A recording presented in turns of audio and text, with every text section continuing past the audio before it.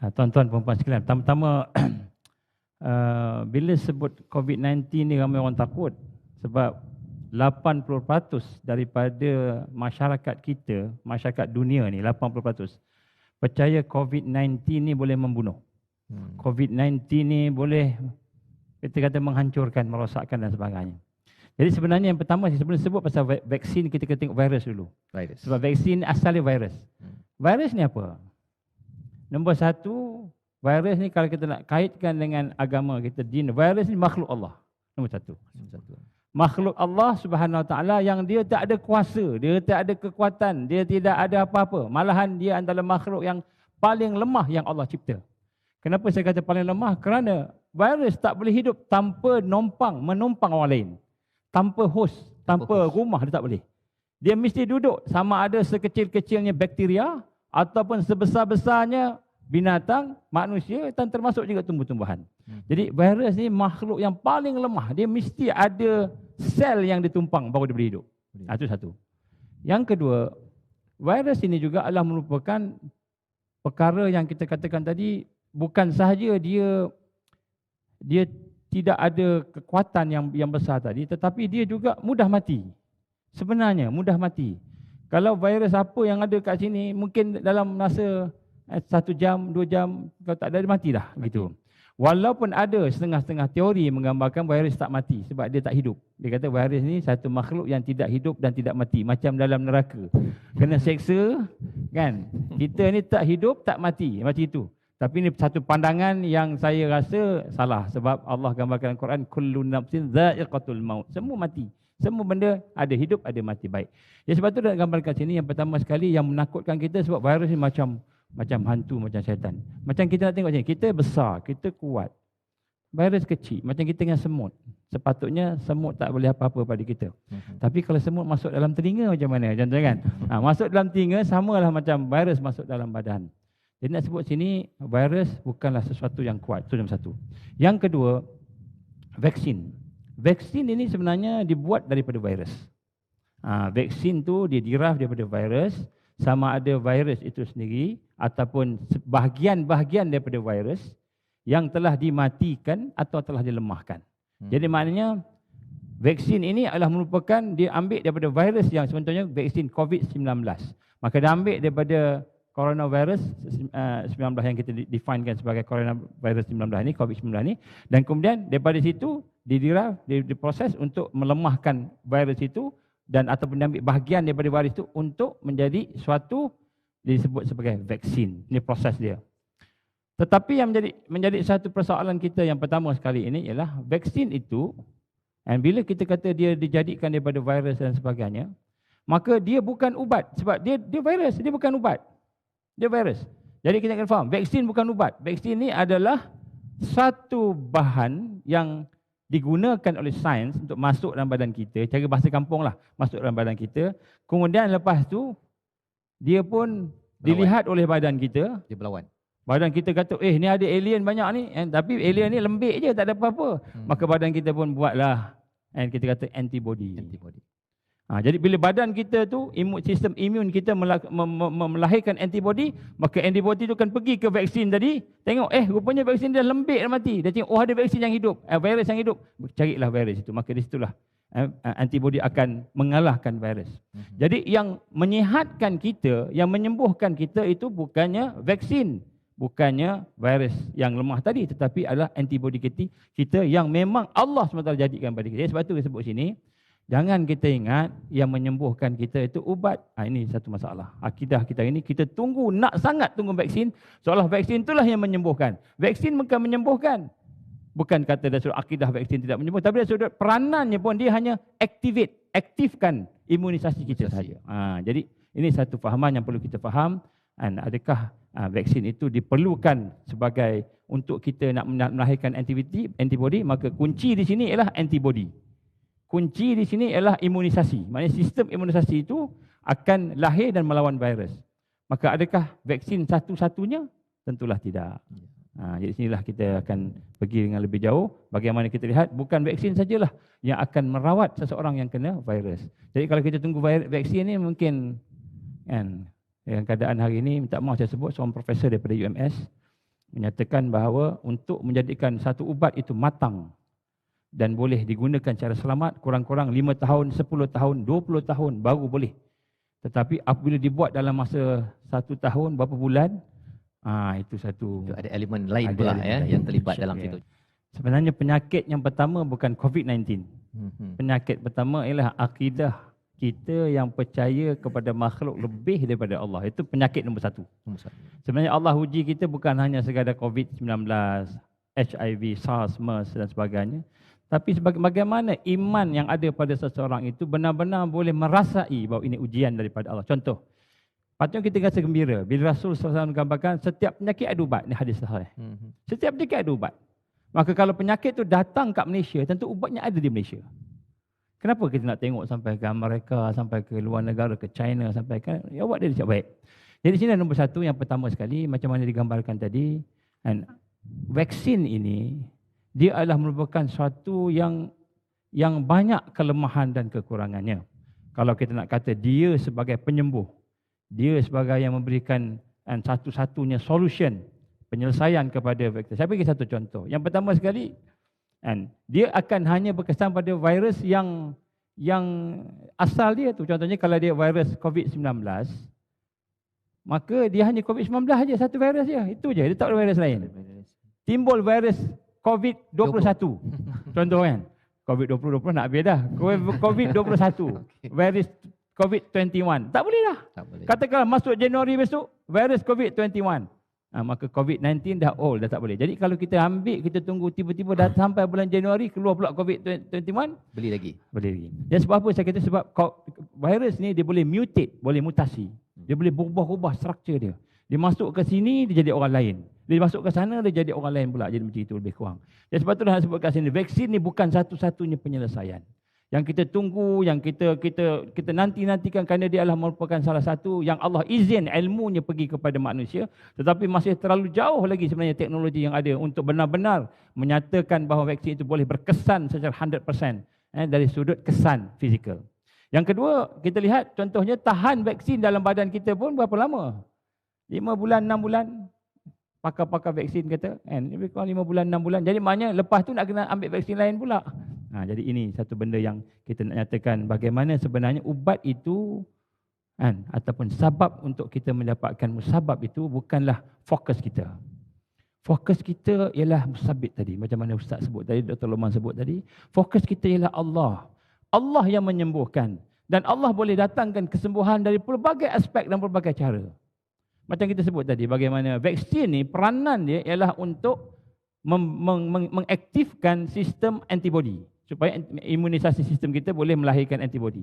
Boleh lawan virus.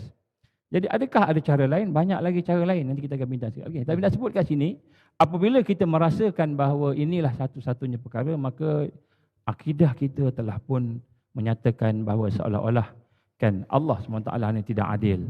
Macam mana negara-negara yang miskin yang tak ada duit, sedangkan COVID-19 pergi ke situ juga. Macam mana negara-negara yang lain yang kita kata tak dapat nak dia dapat dia cepat ni kan. Jadi sebab itulah digambarkan oleh para saintis kita yang mengkaji tentang vaksin ini. Dia kata contoh bila kita cocok vaksin pada kita, maka dia akan masuk dalam badan kita, dia akan berada di situ, proses untuk melahirkan antibody mengambil masa kurang lebih 2 minggu. 2 minggu. Macam mana kita kuarantin 2 minggu, kurang lebih virus tu dia boleh activate 2 minggu. Jadi sebelum sampai 2 minggu tu apa jadi kat kita? Siapa yang selamatkan kita sebelum 2 minggu tu? Siapa yang bagi kita kesihatan? Siapa yang bagikan kita boleh hidup lagi? Kalau kita kata virus tu membunuh dan vaksin tu menyembuhkan. Maka di sinilah kita lihat bagaimana Allah menggambar syifa war rahmah.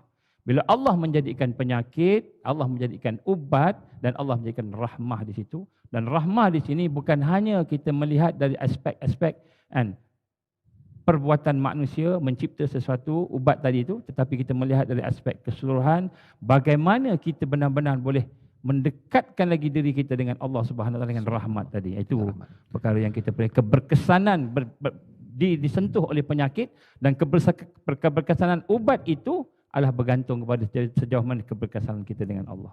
Pertama sekali ada satu konflik pada hari malam, pada petang ni lah. Pertama kita kata Allah yang menyembuhkan. Kalau Allah sembuhkan, maknanya kalau kita usaha tak usaha sama je. Kalau Allah nak sembuhkan, sembuh. Kalau kita makan ubat pun, tapi Allah tak sembuhkan, tak sembuh. Kalau kita tak makan ubat, Allah nak sembuhkan, sembuh. Apa nak usaha? Right. Di sini satu konsep yang kadang-kadang kita terlupa. Iaitu dalam hal ini, sebenarnya Allah perintahkan kita supaya berdoa, supaya berusaha. Ustaz supaya berikhtiar. Kenapa? Kerana sebenarnya usaha ikhtiar tadi adalah ibadah. Itu nombor satu. Allah perintah tu ibadah. Maknanya nak menunjukkan kita ni hamba Allah. Kita ni adalah hamba yang lemah. Kita usaha, kita minta. Padahal Allah dah tahu dah. Kan, kata doa, ya Allah aku kena COVID-19, aku kena virus, ya Allah. Allah tahu dah. Dan Allah dah tahu dah ubatnya. Tapi kenapa kita diperintahkan berdoa, ikhtiar? Kerana kita ini hamba Allah, kita nak menunjukkan kehambaan kita pada Allah. Allah perintah kita supaya menunjukkan kehambaan. Jadi berdoa ni, lagi banyak berdoa, sebenarnya lagi banyak ibadah kita lakukan pada Allah Subhanahu Wa Taala. Sebab tu bila kita kata berusaha, kita kan berusaha. Bukan kita tunggu dan bukan kita kata bergantung dengan apa yang kita tunggu dan yang kita tahu. Itu nombor satu. Ya, sebab tu hari ini kita lihat bagaimana keadaan ini cukup keliru dalam akidah umat Islam. Mereka telah bergantung kepada makhluk lebih sehingga bergantung, macam sebut tadi, klinik ni serasi, klinik tu tak serasi.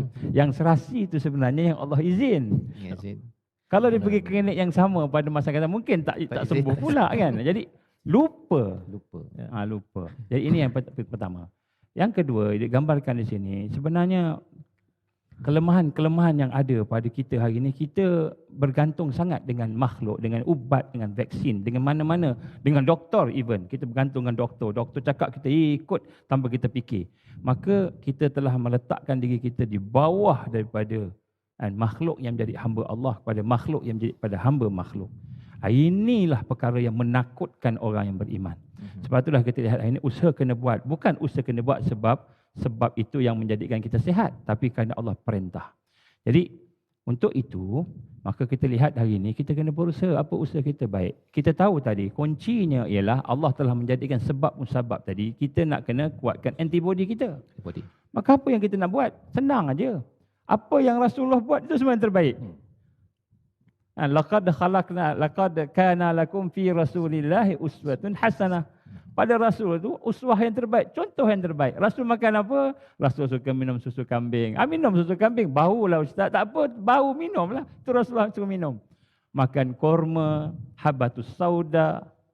Dan dalam kajian-kajian yang dibuat oleh ulama-ulama sains, doktor-doktor yang alternatif medicine ini, dia melihat bahawa makanan sunnah ni ubat yang terbaik untuk meningkatkan imunisasi, meningkatkan antibody. Dan ini natural. Natural maknanya tidak ada kesan pada kita. Contoh, macam virus contohnya, macam vaksin. Vaksin dia boleh kesan kalau kena salah vaksin, dia akan ada bad reaction kepada badan kita. Ini manusia punya teknologi bandingkan Allah punya teknologi. Allah punya teknologi itu natural. Dan sebab itulah kita nak lihat di sini. Contoh, saya bagi satu contoh. Ini berlaku di negeri sebelah negara kita ni, Thailand. Kan? Thailand ni telah mendapat satu pujian daripada WHO. Daripada Dr. Tedros Adhanom. Sebut pun susah nama dia. Dia kata, Thailand ni as an excellent example in fighting the coronavirus which has been ravaging the world since early this year. Thailand ya. Sebelah kita je. Dan rahsianya? Rahsianya ada banyak rahsia, ada 7 sebab. Ada 7. Tapi saya beritahu 1 sebab, 2 sebab, 3 sebab dululah. Okay. Panjang sangat nanti kan jadi tak cukup masa. Okay. Baik, yang pertama sekali, mereka melihat penyakit itu sebagai satu ujian.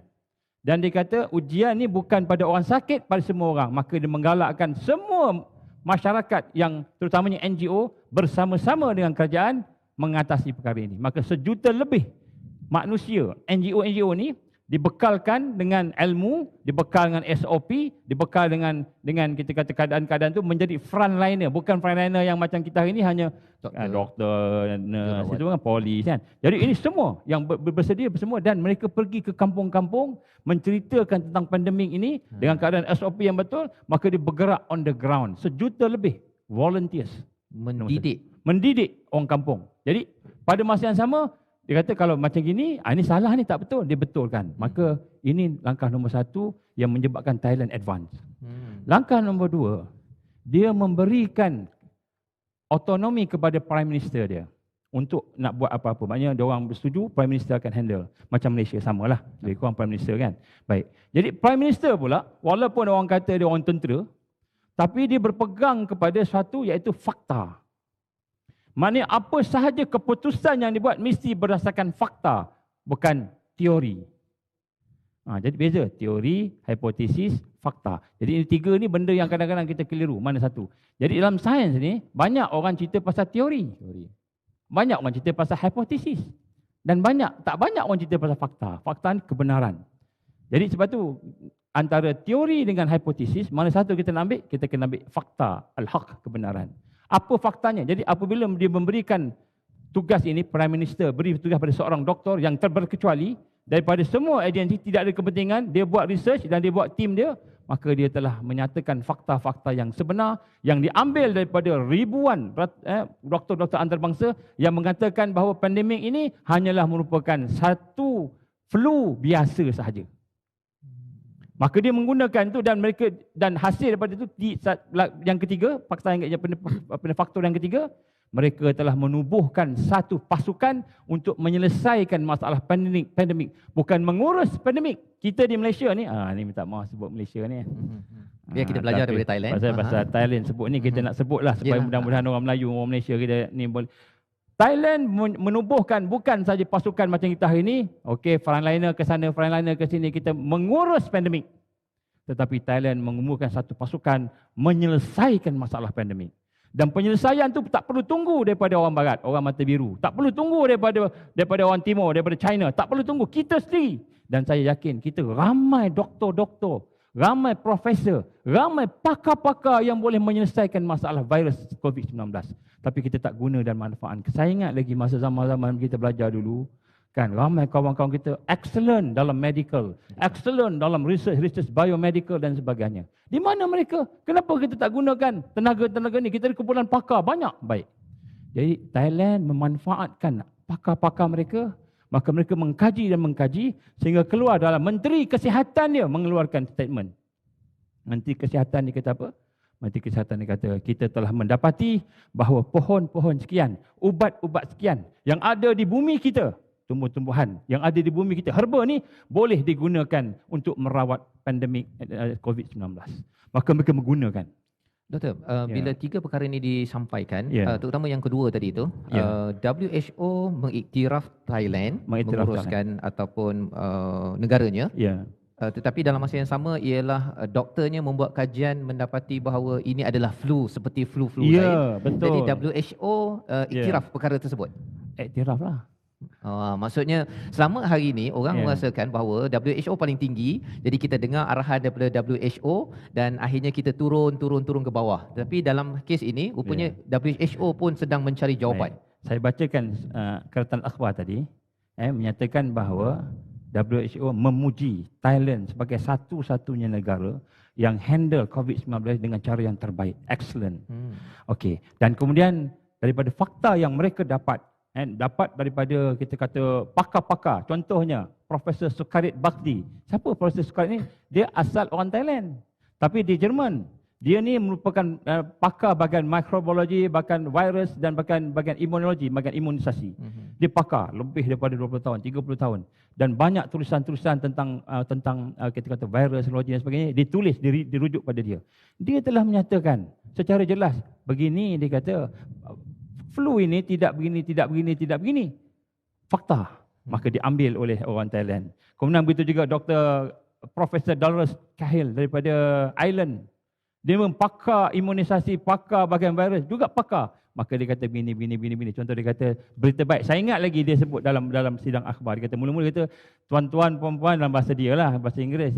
Tuan-tuan puan-puan nak sebut yang ini berita gembira kepada tuan-tuan. Apa dia? Saya dah buat kajian. Dia bukan cakap kosong, dia buat kajian. Saya buat kajian, saya dapati virus ini adalah flu sama macam flu biasa. Ini pakar virologi cakap. Jadi bila sama macam flu biasa, maka kita kena treat macam mana flu biasa. Dan ini dibuktikan juga oleh statistik yang ada. Jadi sebab itulah kita lihat apabila Thailand melaksanakan tindakan-tindakan yang di luar daripada kebiasaan negara-negara di dunia ini, iaitu hanya follow satu pandangan saja, maka di situlah kita melihat mereka lebih terbuka, iaitu mereka merasakan bahawa penyakit ini bukanlah yang berkuasa. Macam kita hari ini, kita nampak penyakit ini, ini benda ini, yang vaksin ini, inilah sebab dia. Inilah yang akan disembuhkan. Sebenarnya yang menyembuhkan itu adalah Allah Subhanahu Wa Taala. Tapi Thailand walaupun dia tak mengakulah Allah secara langsung, tetapi tindakan itu mematangkan dia kerana keterbukaan dia kepada al-haq, fakta. Jadi kita pun nak kena kembali kepada al-haq. Dalam apa hal sekalipun kita jangan bergantung dengan makhluk, kita kena bergantung dengan Allah. Allah mencipta dua-dua, zahir wal batin. Yang zahir yang nampak fizikal, yang batin yang dalam spiritual tak nampak. Jadi dua-dua ni semua bergantung pada Allah, ni nombor satu. Yang nombor dua, kita kena lihat bahawa bila kita nak terikat dengan kebenaran ni, dengan Allah, maka mana al-haq. Kita mesti melihat fakta-fakta yang sebenar. Jangan takut dengan fakta dan kebenaran. Inilah masalah yang ada pada 80% manusia seluruh dunia, termasuk Malaysia. Dia bergantung kepada media, dia bergantung kepada orang kata, dia bergantung kepada orang, tapi dia tak melihat kepada pakar-pakar yang mana cakap. Dia hanya bergantung pada satu. Jadi kita kena melihat pada fakta, dan fakta ini mestilah fakta yang jelas. Sebab tu saya nak mencadangkan kepada tuan-tuan, puan-puan rahmat Allah, bagi pihak kita di peringkat akar umbi rakyat, dekatlah dengan makanan-makanan yang nutritious, apa yang tu, yang berzat, berkhasiat. Makanan yang berkhasiat. Maknanya kita jangan makan junk food dah. Allah bagi kekuatan kita duduk di rumah, pilih makanan yang sihat-sihat, makanan yang berzat, seimbang, nombor satu. Yang kedua, jangan lupa exercise. Ini physical exercise kena. Saya tengok kadang-kadang ustaz tu bercakap pasal mujahadah, perutnya ke depan. Ustaz kata apa? Dia kata macam mana nak perut ke belakang, sebab lepas ceramah kambing. Jadi jangan jadi alasan, exercise. Dan ketiga, kita hendaklah menjaga hubungan kita sama-sama dengan sahabat-sahabat kita supaya hubungan sahabat itu hubungan yang sihat. Itu. Baik, kemudian yang keempat, saya nak minta kepada kepimpinan Malaysia terutamanya. Panjang banyak saya nak sebut, tapi hari ini seminit dua nak sebut. Tubuhkanlah satu pasukan untuk menyiasat dan mencari bagaimana cara kita mengatasi pandemik COVID-19 ini dengan cara tempatan, cara kita. Dengan ubat-ubat yang ada daripada kita. Banyak teori-teori, dia ada dua teori. Satu teori germs, satu lagi teori terrain. Ini dua teori perubatan ni. Kaji semula. Yang ada sekarang ni hanya teori-teori alopati. Iaitu teori-teori yang kita nampak paling hebat, sedangkan dia ada teori-teori natural, herbal, yang sebenarnya menjadi dasar kepada medical sebelum ini. Maka kita minta supaya pihak kerajaan jangan hanya membuat pasukan frontliner penat siang malam pergi berdepan dengan masalah COVID, tapi tidak menyediakan penyelesaian. Dan penyelesaian tu bukan daripada luar, penyelesaian daripada kita. Kita yang nak cuba cari apa dia yang patut dibuat, dan kita banyak ada. Makanan sunnah, makanan-makanan natural, makanan-makanan herba yang terbukti berzaman-zaman boleh menyembuhkan banyak penyakit, terutamanya penyakit virus. Sebab itulah saya minta buka. Dan kalau perlukan, kita ada doktor. Alhamdulillah, Ustaz, kita ada barisan doktor sekarang, sebahagian daripadanya pakar-pakar, tapi mereka bimbang kalau ke depan cakap-cakap nanti kan kena gantung lesen. Ini kebimbangan. Saya nak minta pihak kerajaan buat sungguh-sungguh. Janganlah kita melihat sesuatu dari sudut aspek-aspek kepentingan sesuatu, kepentingan diri ke sebagainya. Ini untuk umat dan Malaysia, dan saya yakin insya-Allah. Contohnya seperti lockdown. Lockdown ni satu isu, kena kait dengan Quran juga. Dalam Quran pun ada cerita pasal lockdown. Yang kita sebut kat sini, apa yang berlaku sekarang ni ada dipimpin oleh wahyu Allah Subhanahu Wa Taala. Maka kita patah balik pada kebenaran Allah, patah balik pada kebenaran Allah. Dan insya-Allah ada barakah di situ. Kalau tidak, negara kita akan hancur. Dijajah semula oleh orang-orang internasional yang memang nak menjajah kita. Bukan lagi penjajahan dalam bentuk macam British tewaskan askar kita, tapi penjajahan ekonomi, penjajahan dari sudut kesihatan, penjajahan dari sudut sosial, pendidikan. Anak-anak kita tak sekolah. Tahfiz 150,000 pelajar tahfiz hari ini balik rumah tak boleh belajar. Hari ini, jadi kita kena tengok balik. Kaji. Sekarang ini tidak ada pasukan untuk menyelesaikan masalah pandemik. Hanya ada pasukan menguruskan pandemik. Jadi inilah cadangan daripada kami. Mudah-mudahan apa yang saya cuba sampaikan akan dapat kita sama-sama manfaatkan. Wallahu a'lam.